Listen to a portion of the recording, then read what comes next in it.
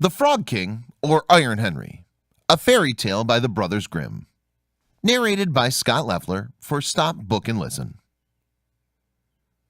In old times, when wishing still helped one, there lived a king whose daughters were all beautiful.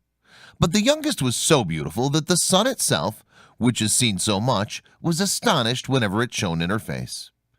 Close by the king's castle lay a great dark forest, and under an old lime tree in the forest was a well. And when the day was very warm, the king's child went out into the forest and sat down by the side of the cool fountain. And when she was dull, she took a golden ball and threw it up on high and caught it, and this ball was her favorite plaything. Now it so happened that on one occasion the princess's golden ball did not fall into the little hand which she was holding up for it, but onto the ground beyond, and rolled straight into the water. The king's daughter followed it with her eyes, but it vanished, and the well was deep, so deep that the bottom could not be seen. On this she began to cry, and cried louder and louder, and could not be comforted. And as she thus lamented, someone said to her, "What ails thee, king's daughter? Thou weepest so that even a stone would show pity." She looked round to the side from whence the voice came, and saw a frog stretching forth its thick, ugly head from the water. "Ah, old water splasher, is it thou?" she said. "I'm weeping for my golden ball, which has fallen into the well." "Be quiet and do not weep," answered the frog. "I can help thee. But what wilt thou give me if I bring thy plaything up again?"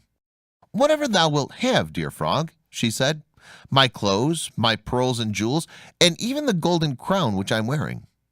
The frog answered, "I do not care for thy clothes, thy pearls and jewels, or thy golden crown. But if thou wilt love me, and let me be thy companion and playfellow, and sit by thee at thy little table, and eat off thy golden little plate, and drink out of thy little cup, and sleep in thy little bed, if thou wilt promise me this, I will go down below and bring thee thy golden ball up again." "Oh yes," she said, "I promise me all thou wishest, if thou wilt but bring me my ball back again." She, however, thought, "How the silly frog does talk! He lives in the water with the other frogs and croaks, and can be no companion to any human being." But when the frog had received this promise, he put his head into the water and sank down, and in a short time came swimming up again with the ball in his mouth, and threw it on the grass. The king's daughter was delighted to see her pretty plaything once more, and picked it up and ran away with it. "Wait, wait," said the frog, "take me with thee. I can't run as thou canst." But what did it avail him to scream his croak croak after her as loudly as he could? She did not listen to it, but ran home and soon forgot the poor frog, who was forced to go back into his well again.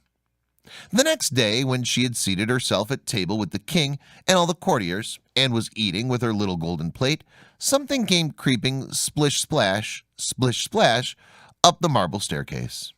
And when it had got to the top, it knocked at the door and cried, "Princess, youngest princess, open the door for me." She ran to see who was outside, but when she opened the door, there sat the frog in front of it. Then she slammed the door to, in great haste, sat down to dinner again, and was quite frightened. The king saw plainly that her heart was beating violently, and said, "My child, what art thou so afraid of? Is there perchance a giant outside who wants to carry thee away?" "Ah, no," replied she, "it is no giant, but a disgusting frog." "What does the frog want with thee?" "Ah, dear father, yesterday when I was in the forest sitting by the well, playing, my golden ball fell into the water. And because I cried so, the frog brought it out again for me. And because he insisted so on it, I promised him he should be my companion. But I never thought he would be able to come out of his water. And now he's outside there and wants to come in to me." In the meantime it knocked a second time, and cried, "Princess, young princess, open the door for me. Dost thou not know what thou saidst to me yesterday by the cool waters of the fountain? Princess, youngest princess, open the door for me." "Then," said the king, "that which thou hast promised thou must perform. Go and let him in." She went and opened the door, and the frog hopped in and followed her, step by step, to her chair. There he sat still and cried, "Lift me up beside thee." She delayed until at last the king commanded her to do it.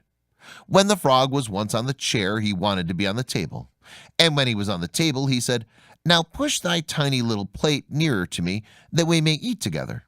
She did this, but it was easy to see that she did not do it willingly. The frog enjoyed what he ate, but almost every mouthful she took choked her. At length he said, "I have eaten and am satisfied. Now I am tired. Carry me into thy little room and make thy little silken bed ready, and we will both lie down and go to sleep." The king's daughter began to cry, for she was afraid of the cold frog, which she did not like to touch, and which was now to sleep in her pretty clean little bed. But the king grew angry and said, "He who helped thee when thou wert in trouble ought not afterwards to be despised by thee." So she took hold of the frog with 2 fingers, carried him upstairs, and put him in a corner. But when she was in bed, he crept to her and said, "I am tired. I want to sleep as well as thou. Lift me up, or I will tell thy father." Then she was terribly angry, and took him up and threw him with all her might against the wall. "Now thou wilt be quiet, odious frog," she said. But then he fell down, and he was no frog, but a king's son with beautiful kind eyes. He, by her father's will, was now her dear companion and husband.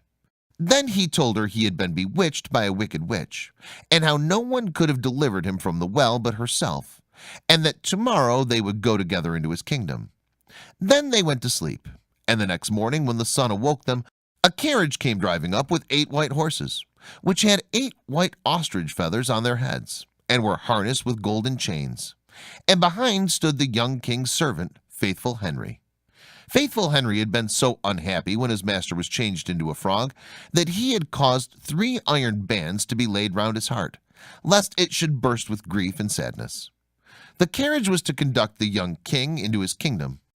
Faithful Henry helped them both in, and placed himself behind again, and was full of joy because of this deliverance. And when they had driven a part of the way, the king's son heard a crackling behind him, as if something had broken. So he turned around and cried, "Henry, the carriage is breaking." "No, master, it is not the carriage. It is a band from my heart, which was put there in my great pain when you were a frog, and imprisoned in the well." Again and once again, while they were on their way, something cracked, and each time the king's son thought the carriage was breaking.